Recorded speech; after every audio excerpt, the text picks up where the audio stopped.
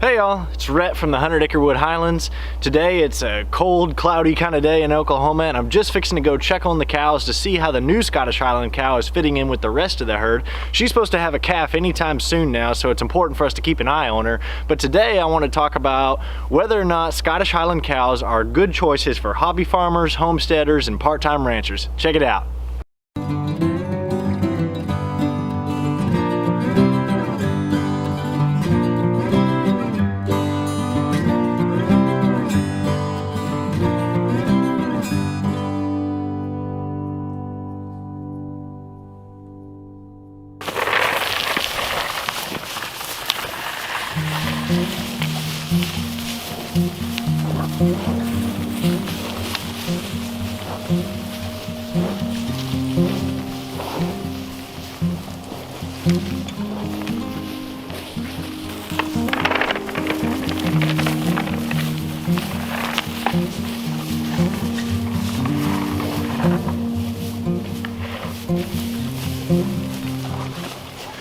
Well, we got some rain this week and the weather's turned kind of cold here in Oklahoma, and we don't get to, tons and tons of snow and really bad weather, but it's times like this that caring for the cows can be a little bit more work and not as much fun as some people make it out to be.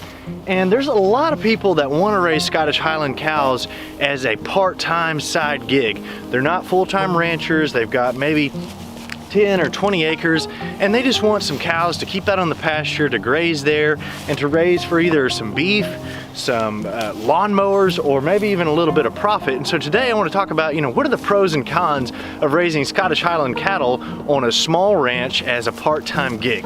I'm not a full-time farmer. I'm actually a financial advisor. I work in an office at a desk, and I spend a lot of my time on a computer or in meetings or working on spreadsheets and working on crunching numbers. And a lot of people that raise cattle today are kind of like that. They've got a full-time job that they provides all the income for their family, and raising cattle provides some of the supplement income that they need.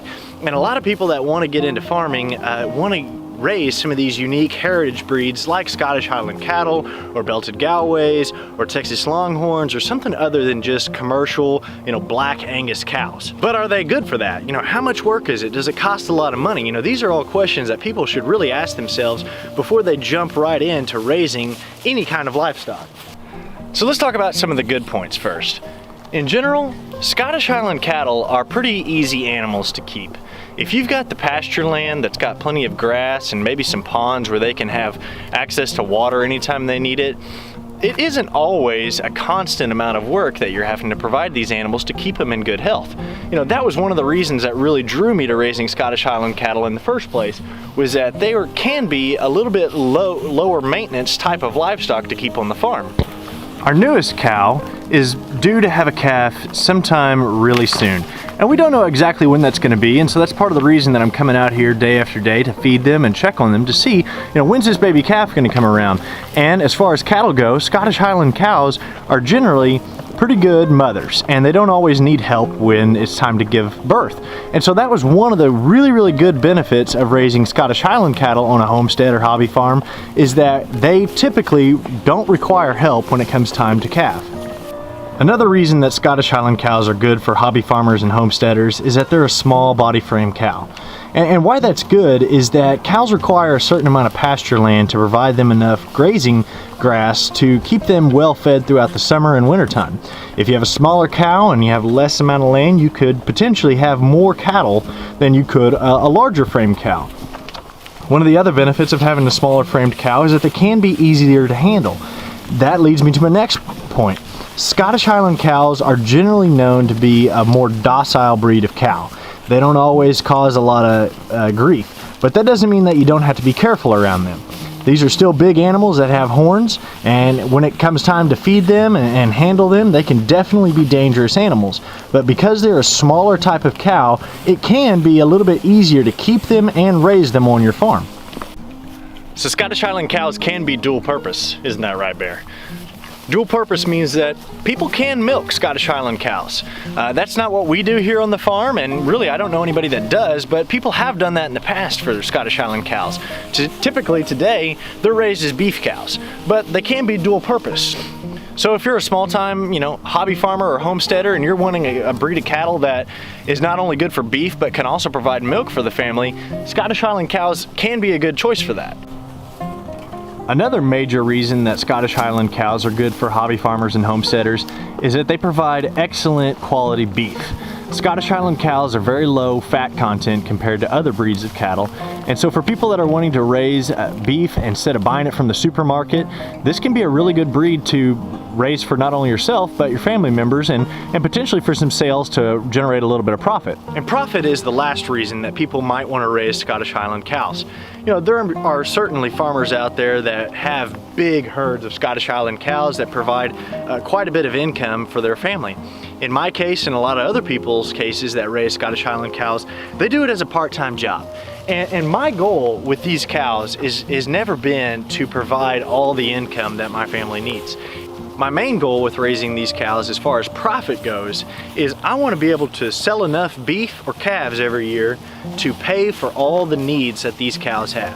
Whether that's feed through the winter or vet bills or just general stuff that I have to provide around the farm, I want these cows to be self-sufficient as far as profit goes. And if I make a little bit on top of that, that'll be great, but I mainly want to make sure that the ranch is profitable enough to pay for itself. So let's talk about the negative reasons about raising Scottish Highland cows on the farm.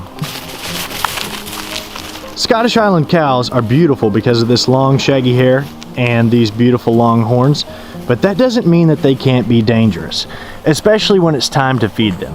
And I've talked about that before in some of my videos, and I've been whacked several times by horns from some of my cows, and that's just one extra step that causes people to need to be cautious when it comes to raising any kind of cow, but especially those kinds of cows that have horns.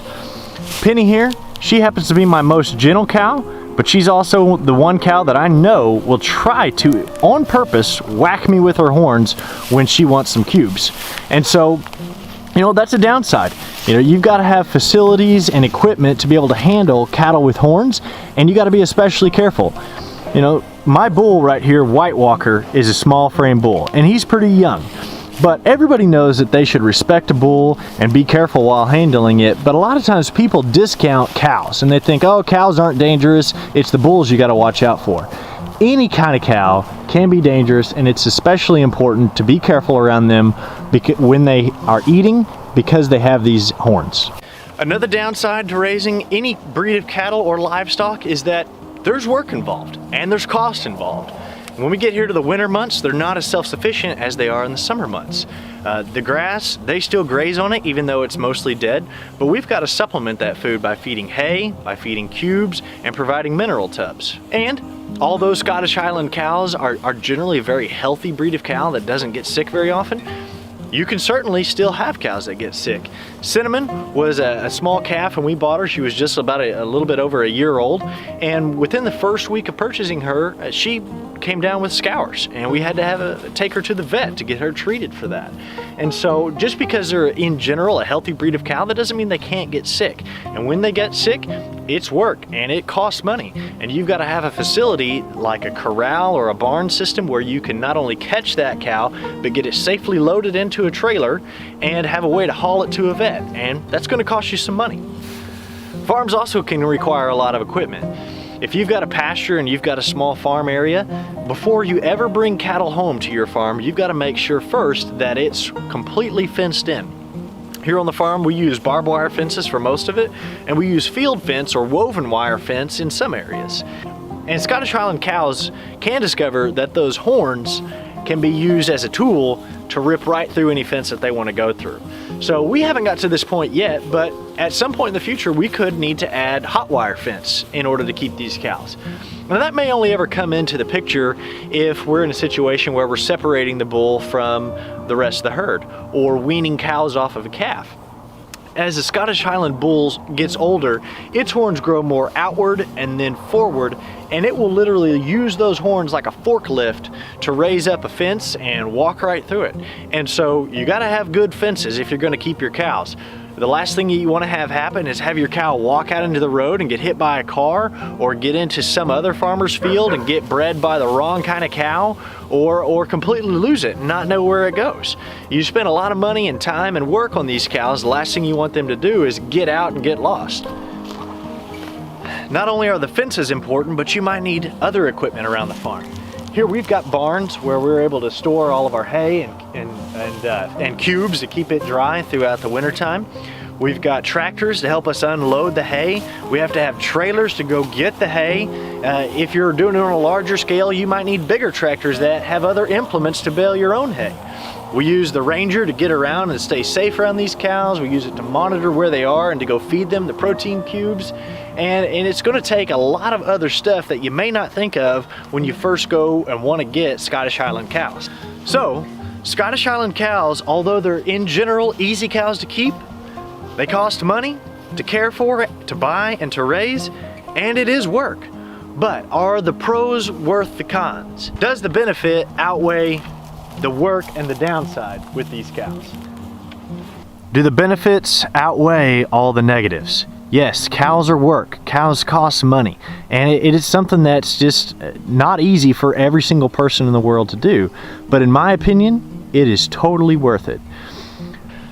I love being outdoors, and I spend a lot of my time indoors working on computers and working in meetings, and don't get me wrong, I love my job, but I love being in God's creation. I love being out here with these animals and spending time with them and working with my hands and feeling like I accomplished something on the farm.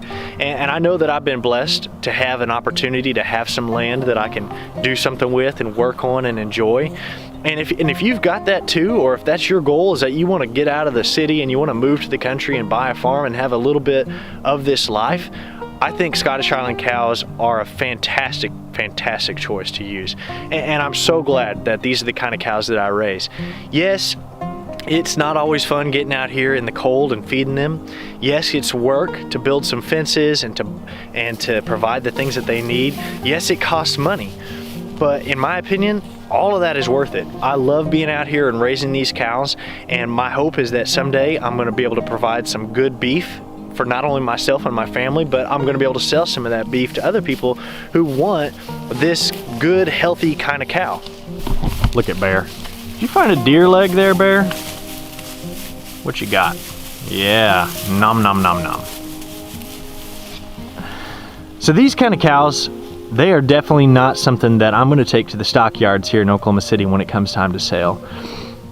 In the stockyards, the buyers are looking for large, uniform cows that can fit well into a feedlot.